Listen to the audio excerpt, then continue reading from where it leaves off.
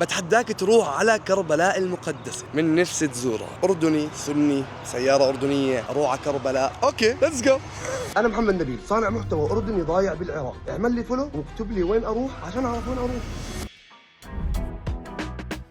أعرف إنكم في الكومنت راح تدقوا في بعض وتولعوها وإنتوا بتسبوا هيك وإنتوا بتعملوا هيك بس في مقولة حكاها سيدنا عمر بن الخطاب لسيدنا علي من أبي طالب، لو طبقناها صدقوني ما حنشوف ولا كومنت سلبي على هذا الفيديو. حكاله إنها القلوب يا علي إن صفت رأت. شو خلاصتها؟ إن الواحد لما يصفي قلبه بيشوف كل الناس كويسين، فصفوا قلوبكم. بالآخر ربنا راح يحاسب كل شخص لحاله، ما حيحاسب فئة ولا حيحاسب مواليد ال2000 مع بعض، كل شخص لحاله. راح يجي كتابه إما بيمينه أو بيساره، ففكر قبل ما تكتب الكومنت تبعك، هل أنت هذا الإشي عندك بالدين صح أو لا؟ فخلونا برحلتنا بزيارتنا لو سمحتوا إلى كربلاء المقدسة. فليتس جو جايز.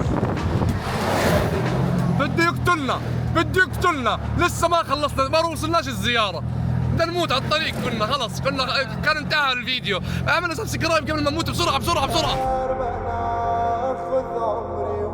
حاليا وصلنا السيطرة الرئيسية في كربلاء. شوفوا عشان أكون صريح، احنا تواصلنا مع العتبة اللي هي المسؤولين عن كربلاء وعن الجزء الإعلامي لحتى يساعدونا ويكون عندهم المعلومات، لأنه أهل مكة دائما أدرى بشعابها، فاحنا لازم يكون في ناس تعطي المعلومات الصحيحة. بالعادة يعني لما تدخل أي سيطرة شوي، لأنه سيارة أردنية وشفتوها كبيرة، فبدققوا أكثر، بياخذوا الجواز، بيروحوا على المخابرات، إجراءات أمنية وإجراءات طبيعية عادي ما في أي مشكلة. بدققوا أكثر شوي لأنه مش سيارة عراقية ومش متعودين يشوفوا سيارة أردنية وزي سيارتي وعالية وفيها ألف شيء تقولوا راكب عليها راجمات صواريخ. ففي العراق تعودت على هذا الموضوع، ولكن حاليا احنا بننتظر جماعة الهيئة الإعلامية، فراح يجوا يستقبلونا وحتى يسهلوا علينا الأمور، فخليكم معنا. هينا احنا وصلنا على كربلاء. قمر بني هاشم وإذا سيف سطر قمر بني هاشم. بحب الأغاني هاي والله العظيم. أنا فيصل من الأنبار، أقوى قايد بالعالم، يعني أسوأ حدا في المعلومات. فأنا هو بس بيطلع معي بس بيساليني في الطريق، معلومات صفر. طبعا متأكد. حب عند فيصل بيكون نهر دجلة أكيد، لأنه دائما بعطي معلومات غلط. يقول لك أنت بتطلع معي وبترتب كل شيء، بس ممنوع تعطي معلومات. اوكي بس تنسيق، ممنوع، بس علاقات عامة بس. ايوه خليك بي ار. ايوه لا ما تنزل، لازم تضلك موجود في الانتظار. هاي هي السيطرة اللي حنرجيكم اياها هسه.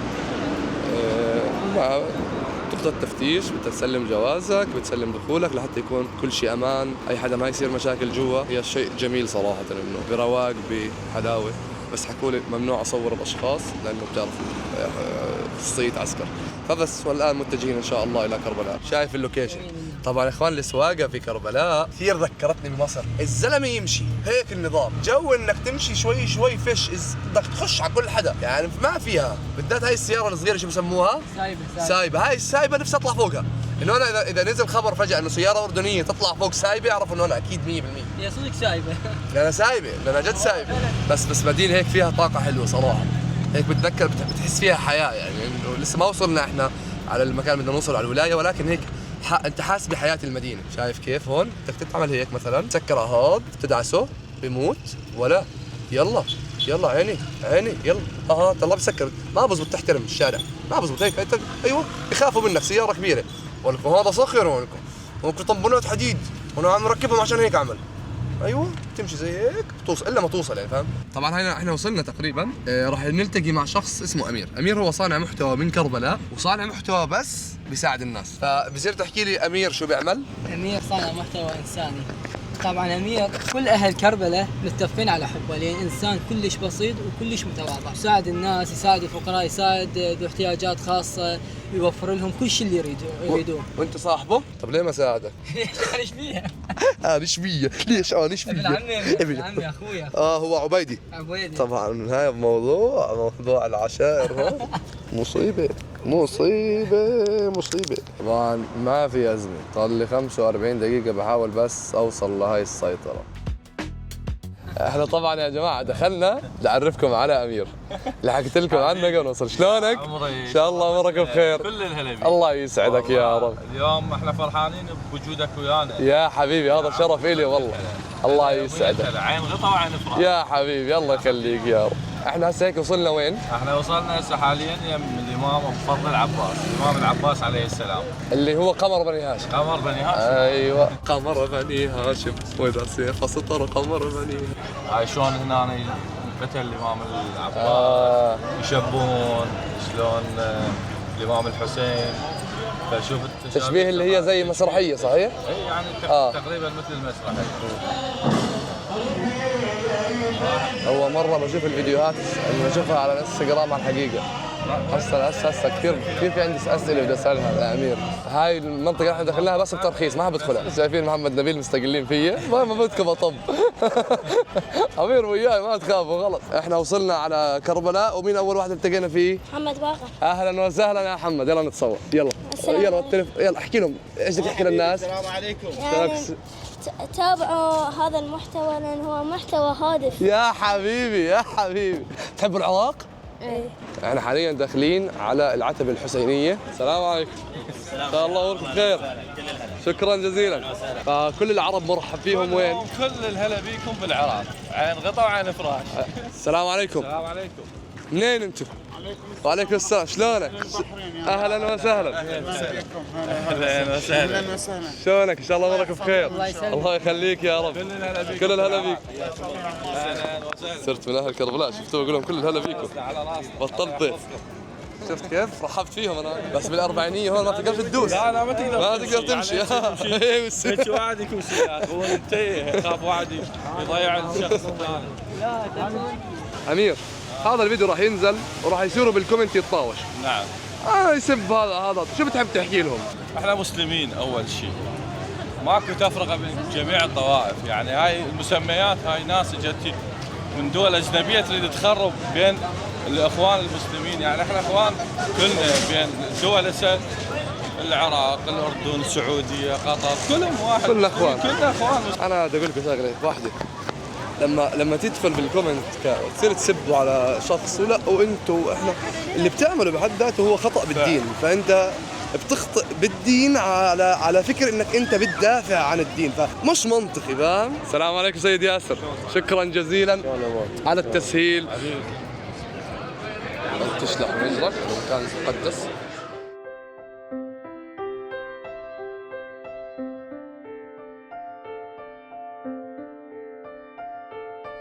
هواي يقولون انه انتم تعبدون الامام الحسين، لا ماكو هذا شيء غلط اصلا. لا في كمان معلومه مغلوطه اكثر انه القبله بتكون عندكم الامام الحسين. لا هاي من المعلومه مغلوطه. هلا حفرجيكم حفتح لكم على الابلكيشن انه احنا على الكعبه. شوف انت وين؟ شوف القبله وين؟ على القبله. تطلع الاتجاه.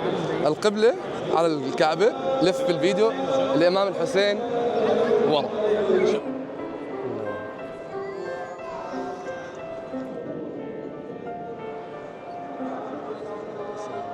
الرسول عليه الصلاة والسلام حكى إنما بعثت لأتمم مكارم الأخلاق. أكثر شيء حاليا بصير ناسين كل الأخلاق ومركزين بتفاصيل في الدين ولا حدا أساسا مهتم فيه. البساطة بدون تكبر، ليش أنت مثلا صرت في مكان؟ الكبر. أول معصية باتجاه ربنا كانت إنه إبليس تكبر على آدم ولم يسجد له. وكل المشاكل بين الأديان والطوائف الكبر. النبي أول من صلى على التراب، بما أن قبل المساجد تراب وحصى جائز الصلاة عليها. مع تطور العلم بأن صار سجاد وصار ربما أمور مو طبيعية، فارتأوا أن تكون هاي التربة تحمل نظيفة يصلى عليها. هاي هم لك هدية. الله يخليك. لا ولا بإيدك. هدية لك. طلع لي مسبحة. عاد والله كنت اشوفها بس. محمد نبيل من الاردن. ما شاء الله. السلام. شلونكم؟ الله يخليك يا رب. الشيخ من البحرين وانا من الكويت. ونعم باهل. خلصت البحرين وخلصت الكويت. مرقت عليهم بالرحله. يا هلا ويا مرحبا. الحمد لله احنا شعوب بنحب بعض وعندنا اللي هي العادات والتقاليد والدين وكلها، يعني الحب موجود بس ولكن في معلومات دائما من الإعلام تنقل خاطئة صحيح. وتسبب التوتر بين الشعوب، وفي أشخاص الله أعلم من هم المستفيدين بس على أرض الواقع ما بتشوفها. طبعا بما أننا في كربلاء وصلنا، في أهم شيء لازم نشوفه هو مقام الحسين رضي الله عنه وأرضاه. دورك لازم أصورك أنت. اكسبها. صلي على سيدنا محمد. الله جاكو صلى. أفلح من صلى على محمد وآل محمد. اللهم صل على سيدنا محمد وعلى آل سيدنا محمد. أمير نيجي الكربلاء ما نطلع بتربة نزعل عليك. هسه سيد ياسر موجود بيعطيك ولا لا سيد ياسر؟ بخدمتكم. الله يخليك يا رب. بهذا المكان ذبح الحسين رضي الله عنه وارضاه. احد اكثر الاشياء اللي كانت محزنه في الاسلام وتاريخ الاسلام. طبعا هم كذابين. هسه بشطف الكاميرا راح يقتلوني. يا حبيبي الله يسعد لي اياك. نورت كربلاء والله صدقوني هاي الفتن بس على السوشيال ميديا، على الارض هينا تمام. نجرب هاي مية شو؟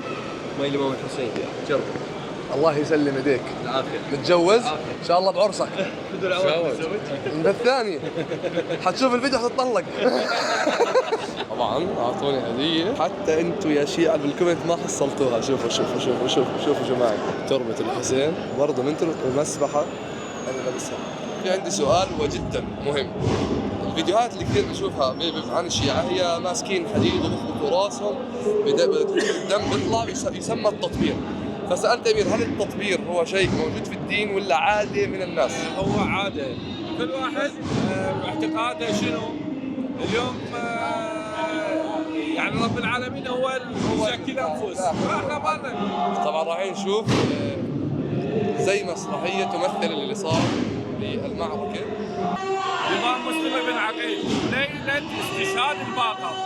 فاحنا من عاداتنا احنا نطلع هاي نسميها عزاء للإمام، نواسي الإمام اليوم.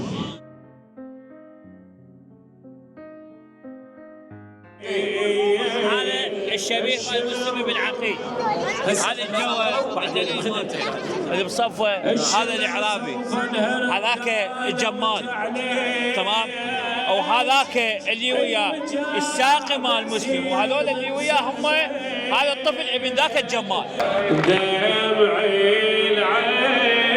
استشهاد الامام عبالك اليوم ما يجي وتجي الناس من يعني ماكو اليوم مثل الامام الحسين هيك تجي ناس. صحيح. شوف الله شنو معطي. وطبعا اكو فكره الامام الحسين احنا محتاجين هو ما محتاجنا. بالضبط هو عند ربنا هو عند احسن منه.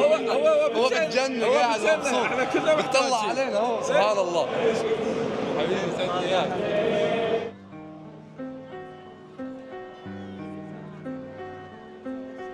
حتشوفوا احلى اشي. هذول البنات الصغار اللي بينجحوا بالمدرسه بيجوا بركوا هون وبصير يرموا عليهم شوكولاته زي زفت العرس.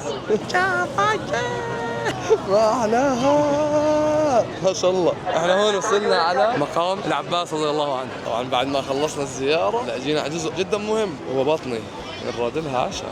ما في بعدين مع بغداد. طبعا انا حاليا لابس سيف الامام علي بدون دين مقسمات مع سبحه من التربه. هاي هون كمان نسمع هون كمان نسمع. اشوف حدا على سيطره وقفني. اشوف حدا يقول لي على سيطره وين رايح. فيصل شو تاكل؟ كل واحد يروح بحاله يقول لك. انت حكيت جمله هاي بتيجي كلمات متقطعه بالجريده وانت بتوصلها. شو اللي حكيته ما حد فهم. ترجم عيد شو بدك؟ لحم على التمن. كباب لحم وتمن. تمن اللي هو الرز. صح يا حبيبي صح. في اشي لازم تشوفوه. هي نزلت خبزه خبزه عاديه. شوف شنو. ايوه صارت عرايس. كمل انا مشكلتي والله شباب يعني انا مش جوعان. انا بس جاي اوكلكم والله عشان يصير في بنت. ايوه هو يحطوا اللحم بس بينكر. وهي مقسمه وحاره. ما حبيتها. الاكل العراقي فيه دسامه تشم ريحه الدهن بتحس حالك تاكل. هذا اسمه اكل. سكن جميل. سكنجبيل. وين سكنجبيل اقرب شيء ممكن عادي سبرايت او 7 حطوا معها شيء ما بعرف شو اسمه سكنجبيل عادي. لا وصل. بدنا نروح على بغداد. بدنا نلحق. واو لسه مو طيب نفس الشيء. لا طيب طبعا. طب هو ليش اسمه سكنجبيل؟ تعرف؟ سكنجبيل يعني في زنجبيل مثلا طبيعي منعش ومغذي. انتوا خلص شو بدكم؟ بدي اكمل اكل. اعملوا سبسكرايب وشيروا الفيديو لاصدقائكم والى اللقاء.